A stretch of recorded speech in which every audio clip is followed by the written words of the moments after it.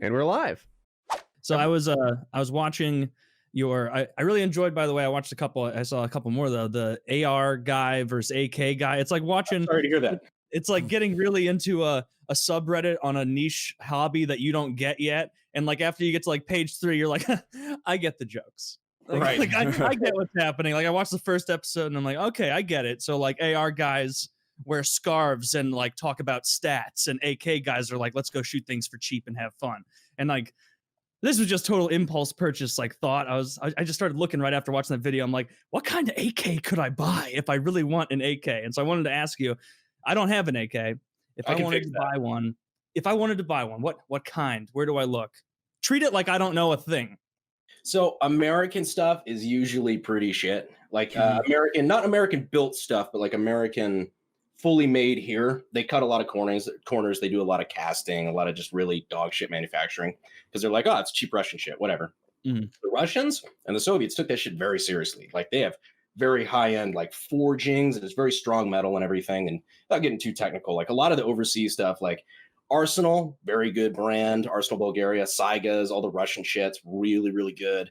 Then you get American shit, which is like, oh, it'll detonate after 2,000 rounds if you're using hot ammo. It's like, yeah, that's not awesome.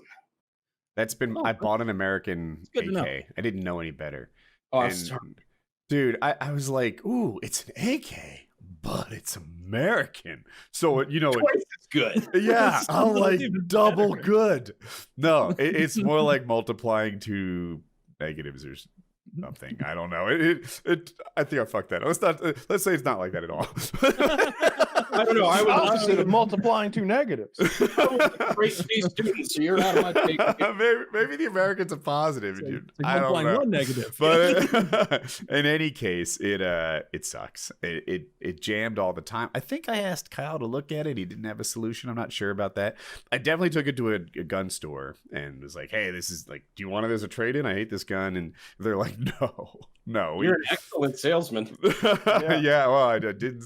Yeah, good point. So anyway, my gun sucks. They suggested removing some piece of rubber to make it maybe better. Oh no, you have an IO. I do, yeah, I think so. Oh, honey. Is that a really tough one to have?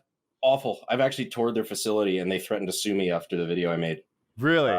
One of my earliest videos on YouTube. It's just awful. Is there any way to make it not misfire? You can send it to me. I can completely demill it and replace all of the parts and rebuild it, and then it might work correctly. So he'll make you a new gun and send that new gun back. We can probably save like the furniture and the trigger group. I don't like the furniture. Well, we could definitely save the trigger group and the screw. Kyle gave me better furniture, and I decided that the AK wasn't worthy of the furniture. The furniture is like the wooden part for anyone who doesn't know guns.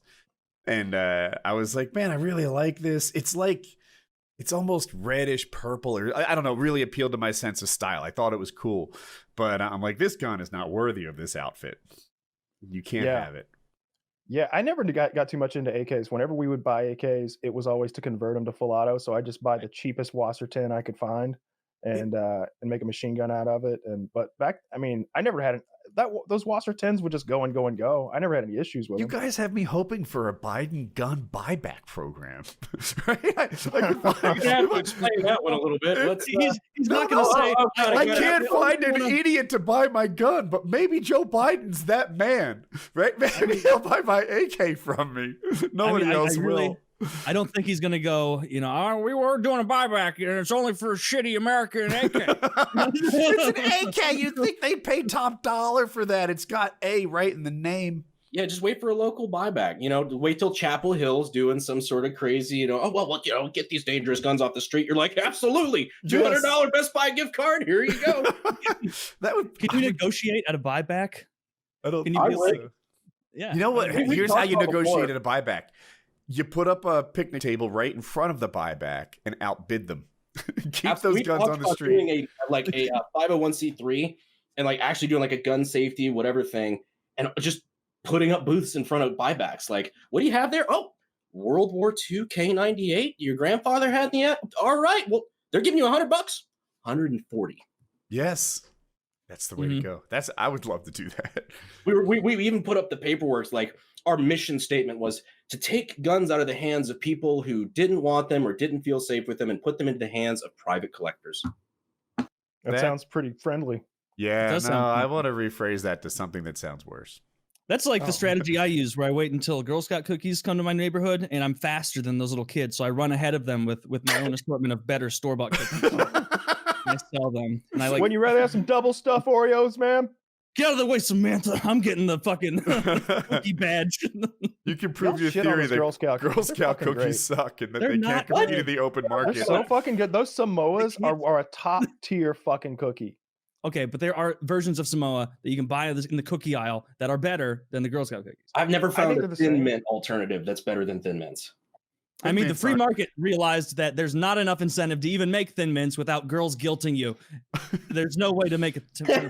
You know? It's a monopoly, is what you're saying. It's a guilt monopoly.